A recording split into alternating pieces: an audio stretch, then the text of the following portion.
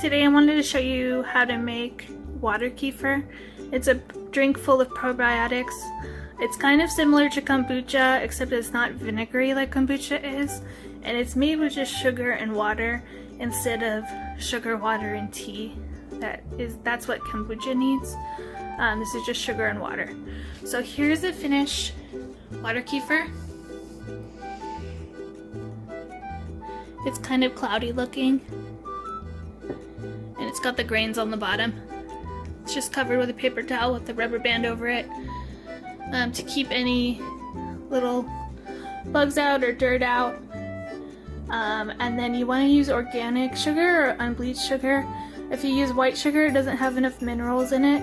And if you use like a darker sugar, it's going to have too many minerals in it. It's going to have too much molasses for the water kefir. I used to always add a pinch of salt. You can do that if you want, but eventually my water kefir grains didn't seem to like it, so now I just do sugar and water. So I'm just waiting for some water to boil right now. I'm going to put a 1/4 cup of sugar in this jar and then add about 1/2 cup of hot water and swirl or stir it until the sugar completely dissolves, because if there's any sugar grains left in the jar, it hurts the water kefir grains. So you just want to let the sugar fully dissolve.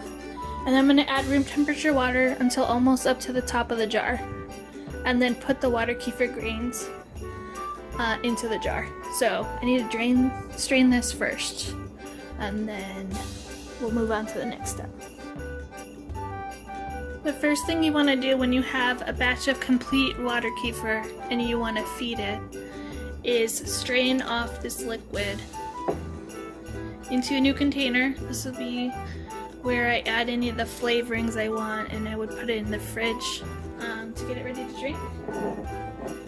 Take that off. You want to use a plastic one of these, not one with metal. The water kefir grains don't agree with metal, and they're kind of acidic, so I think eventually it could cause the metal to rust, and you don't want rust in your drinks.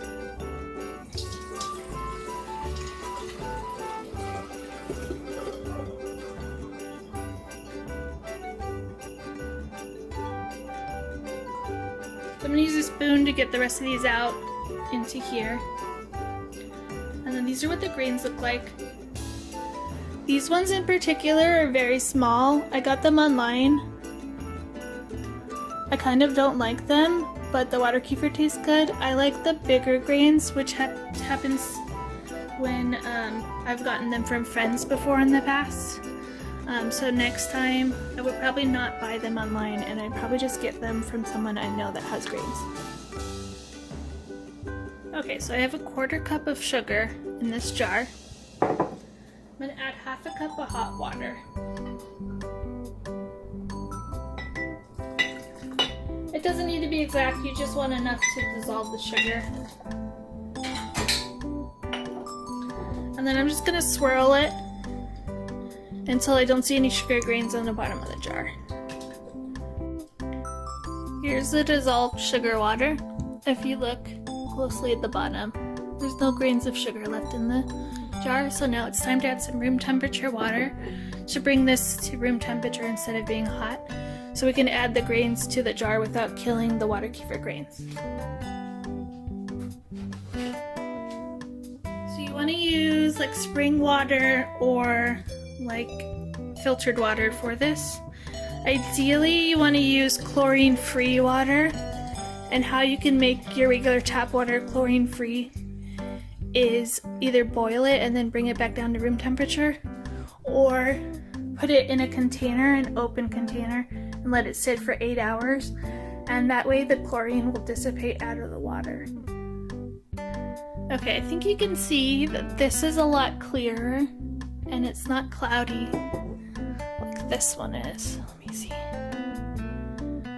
That's all cloudy. That's what it looks like when the water kefir is finished fermenting. And so this is the fresh water, nice and clear. Besides a little bit of color from the sugar. So now you add the grains into the container.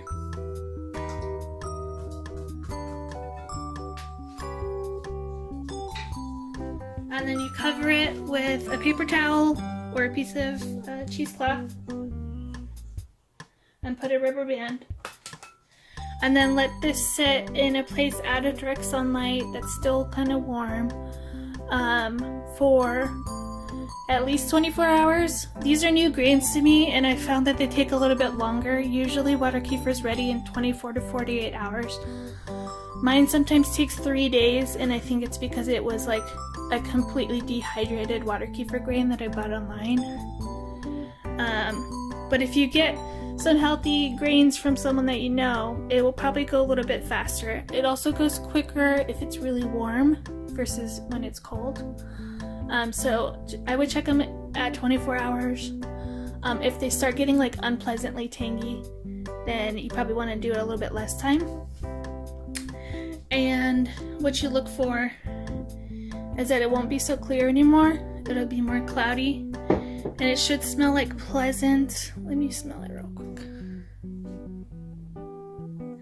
I don't know how to describe the smell. It should smell pleasant. It shouldn't smell sour. And then taste it, and once it's ready you can add whatever flavorings you want. So I like to add lemon juice or lime juice to kind of balance the sweetness of the water kefir. You could add fresh fruit to it, you could add dried fruit to it. If you bottle it in bottles like this, you would put the water kefir in, flavor it however you want to flavor it, close the lid, let it sit at room temperature for maybe 1 or 2 days, maybe a little bit longer. You can make bubbly water kefir as well if you want that. But lately we've been drinking it not bubbly, so we just put the pitcher after it's flavored into the fridge and then drink it whenever we want. For this batch of water kefir, I'm going to do a passion fruit lemon water kefir. So all you do basically is cut the passion fruits in half, scoop the seeds and the pulp into the pitcher, and then squeeze some lemon juice. It's also really good. You can make jamaica. I boil a little bit of water with the jamaica leaves, let them sit for a little bit to steep, and then add them to the finished water kefir.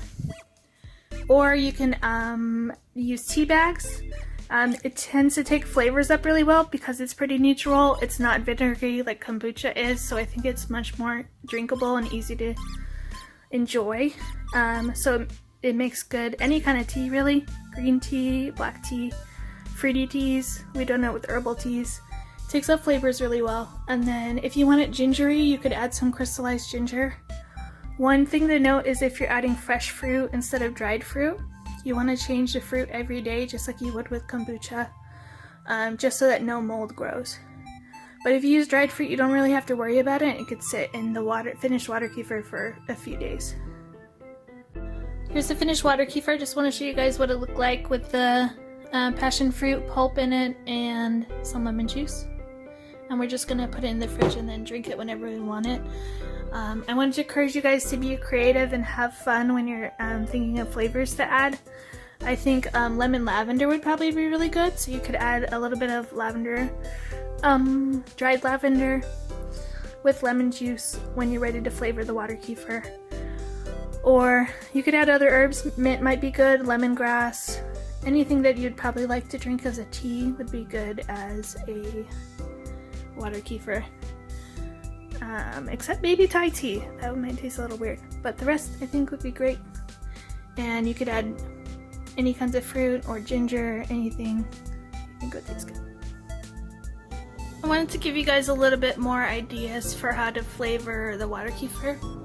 Our favorite so far has basically turned out to be this Tazo passion fruit tea. It's like an herbal tea with hibiscus, orange peel, rose hips, and passion fruit flavor.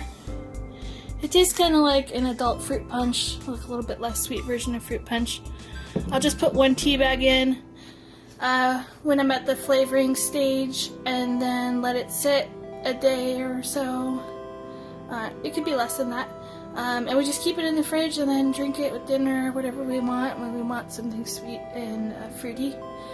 You can basically use any tea you like though. I've used like green tea, black tea, cardamom tea, Earl Grey. They all taste good.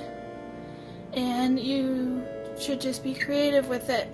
Use what herbs you have in the garden or whatever you think would taste good. And it probably will end up tasting good because water kefir is so neutral compared to things like kombucha. And then still full of all the beneficial probiotics that kombucha has.